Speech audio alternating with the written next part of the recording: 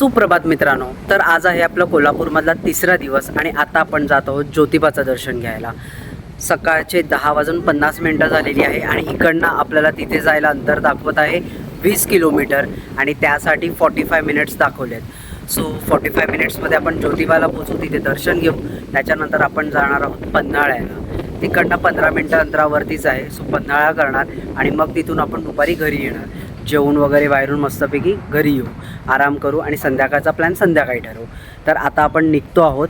आपल्या गाड्या तयार आहेत, इथे आपल्या एक्सेस तयार आहेत आणि पाऊस तसा नाही आहे. आज कमीच आहे, पाऊस सकाळपासून नाही आहे.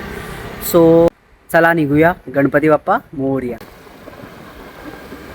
या घाटावरती बघा हे धुकं आहेत सगळी,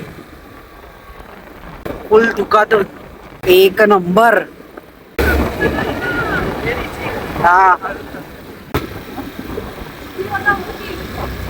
हा मग मी तेच बोलते, रत्नागिरी.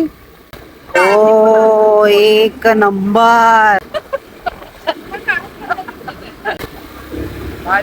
Superb superb. हे बघ, ते पण किती वाजता? दुपारचे 12 वाजले. हे दुपारी 12 वाजता हे क्लायमेट आहे हे. आणि आता इकडे आम्ही येत होतो ना, तर पाऊस लागला. पावसात आम्ही भिजलो आणि इकडे ही थंडी आहे आणि हा इकडे हे धुकं आहे. माणसं पण दिसत नाही आहेत सगळे. इथे एसटी स्टँड आहे ना.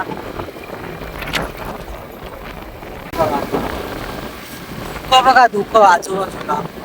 दुपारचे 12 वाजले आणि हे धुकं आहे. एक नंबर क्लायमेट आहे आणि आम्ही भिजलो आहे. वरती आलो ना घाटावरती, पाऊस लागला, पावसात भिजलो. आलोय, पोचलोय आता आमच्या मला. सगळी दुकानं आजूबाजूला सुरू झाली आहेत. बोललो की इथे लिहिलेलं होतं रत्नागिरी म्हणून. हे बघा, वाडी रत्नागिरी. मी तेच काहीतरी खाली वाचलेलं. आणि हे इथे असं सुंदर क्लायमेट आहे.